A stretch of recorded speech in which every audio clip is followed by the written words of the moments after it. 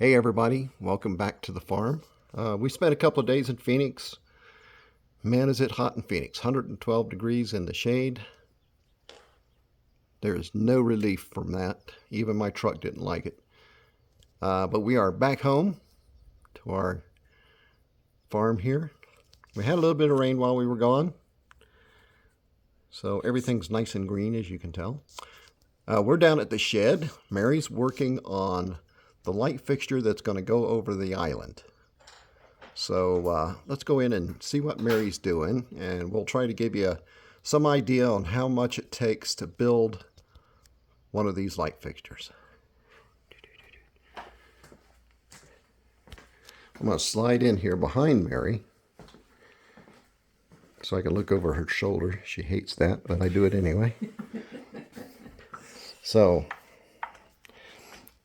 this is a little taper thingy. What was the name I had for it? Well, it's table foiler is what it's actually. Foiler, that's what I called it. So this is how, for you that don't know how stained glassing goes. Stained glassing.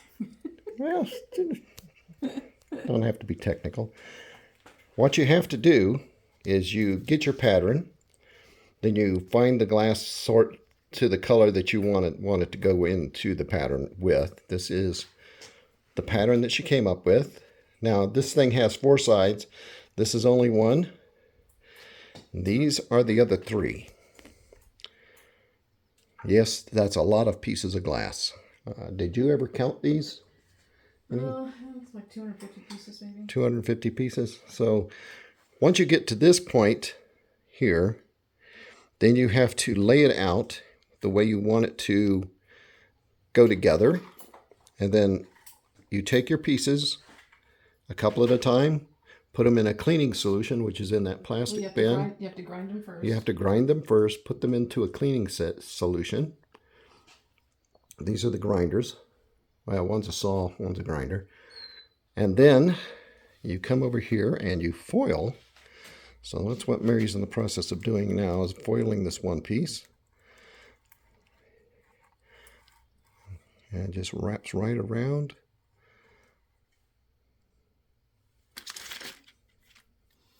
So there's 2 different ways you can make a stained glass piece. You can foil it, which is what I've always done, foil and solder, or you can use lead cane. So lead cane, the glass slides into the cane. You don't have to foil the glass first.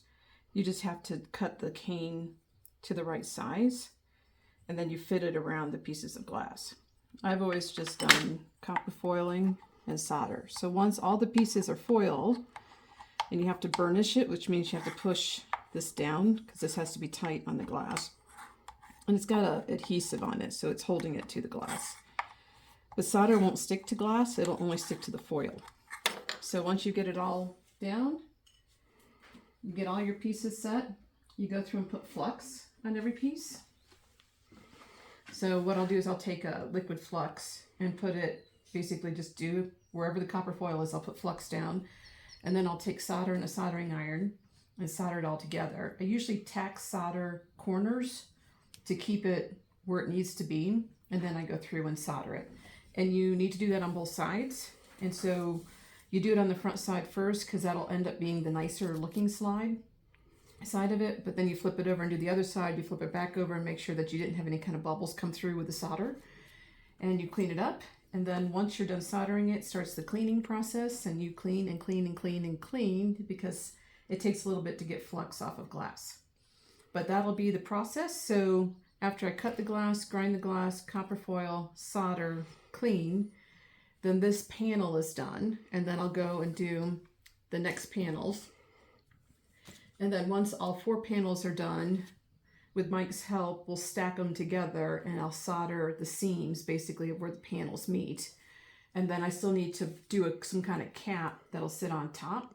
And that's what will slide up into the lamp fixture and hold it in place. And that's where we are on this light fixture. We have another light fixture.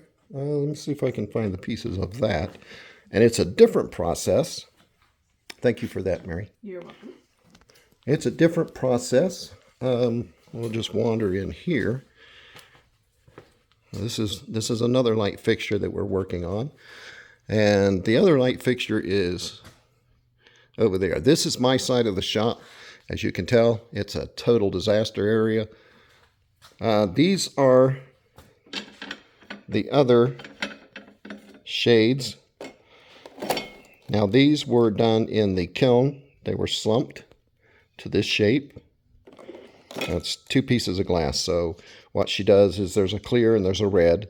She melts them together and then puts them into a mold and slumps them down to this shape. And then I drill the holes here, which fit over the lampshades.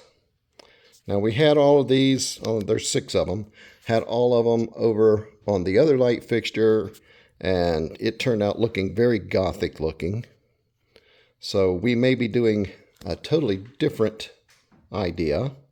And I think we're going to go with this bigger fixture because it is a 12-foot ceiling, so we can get away with the big fixture. So we have a couple of experiments over here. I thought we did. Oh, here they are up here. We went with these yellows and oranges, but for some reason, when I drilled them, they exploded out the side.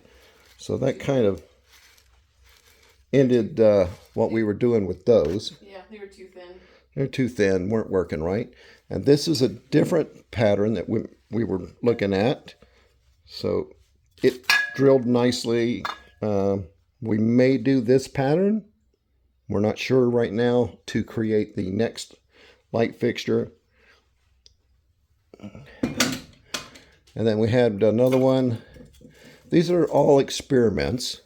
This one exploded in the kiln. It didn't explode, it just broke. Well, okay. It came apart.